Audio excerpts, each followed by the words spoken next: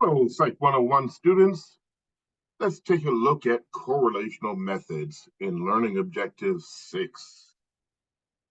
So, a correlational method examines how variables are naturally related in the real world. The basic technique is that you measure two factors, or what are often called variables, and then you determine the degree of association between the two variables. Association just means relationship, the degree that they are related to each other. In the correlational method, you make no attempt to alter the variables or assign causation between them.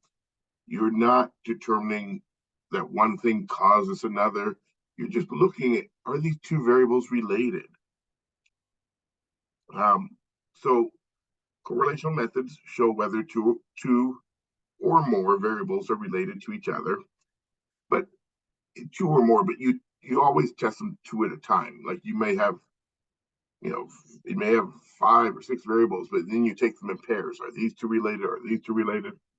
Um, Let me give you a simple example. The variables or the factors of height and shoe size, they are related. And this might not surprise you. People who are taller tend to have bigger feet. This causes a relationship between those two factors. People who are shorter tend to have smaller feet.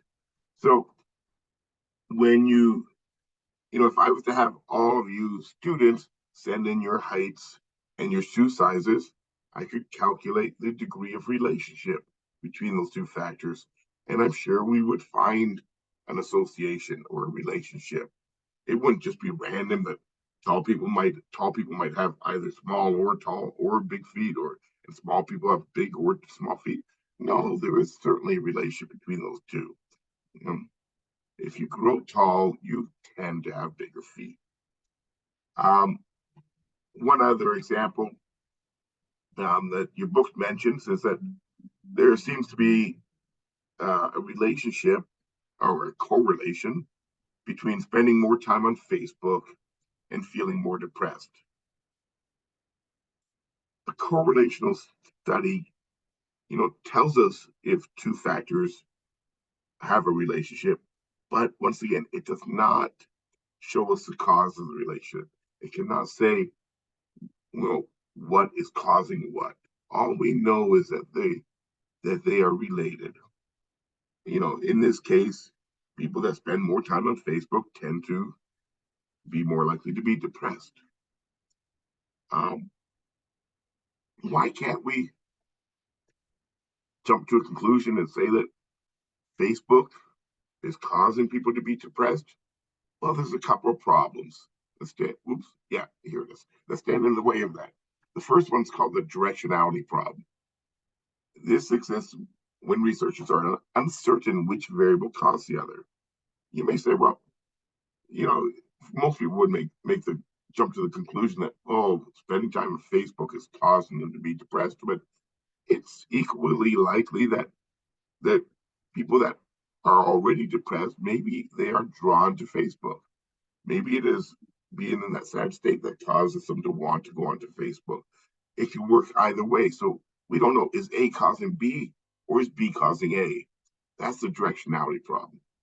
The second major problem that exists that interferes with us knowing what causes what is perhaps neither one is causing each other. A is not affecting B, B is not affecting A. There's a third variable C, we'll call it, that actually causes the relationship. I'll show you an example shortly. One of the problems is that, so in being critical thinkers in research, psychological research, we know that we can't draw conclusions of one thing causing another from a correlational study, but that doesn't stop, reporters or news people from drawing the conclusions. They will often take something from a correlational study.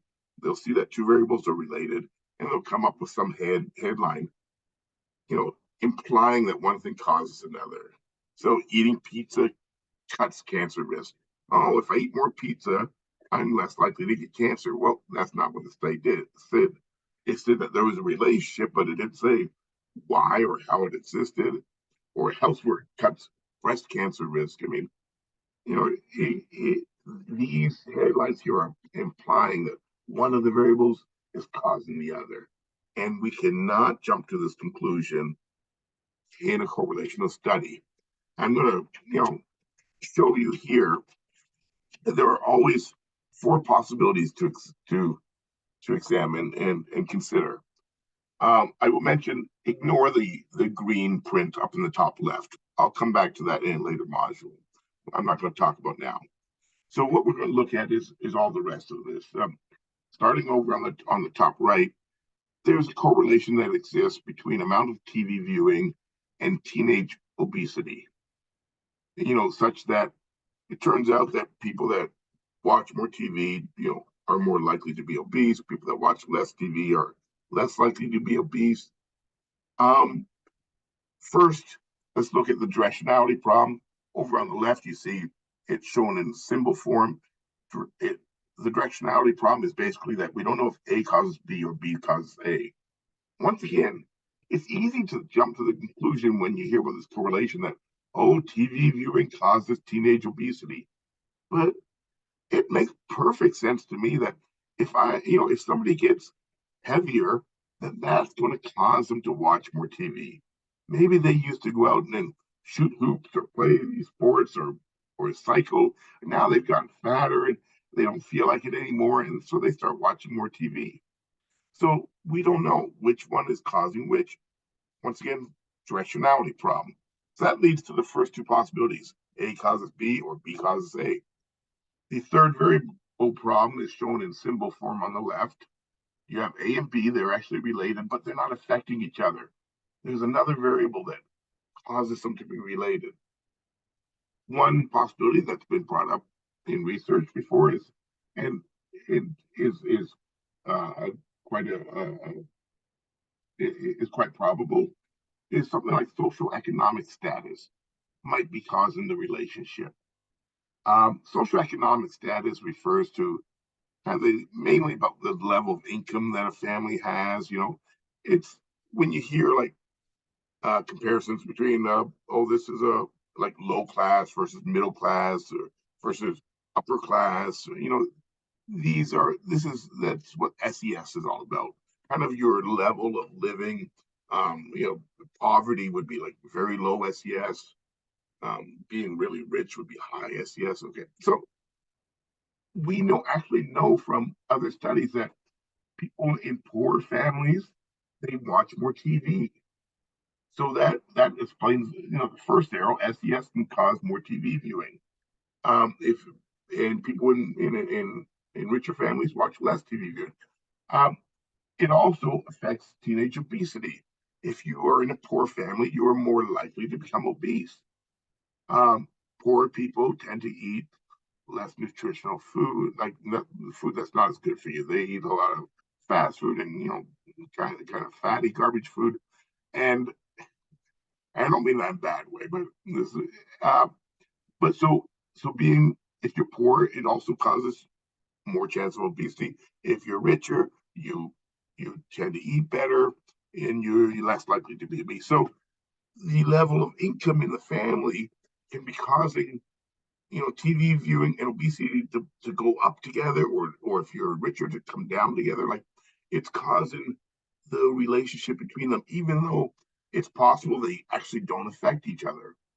I'm not saying they don't, but it's one possibility. The fourth possibility is random chance. In any study, you could if you just pick two variables and you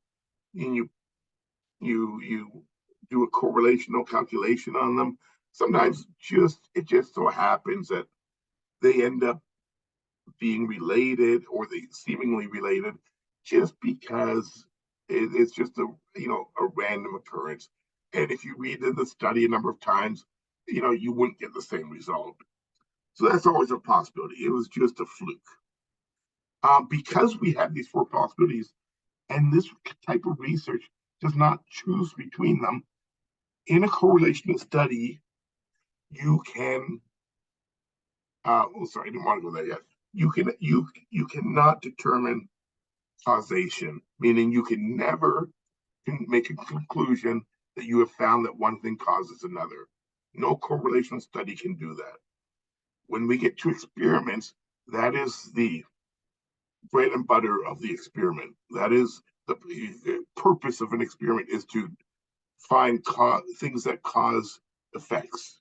One variable causes a change in another. Correlational studies do not do that.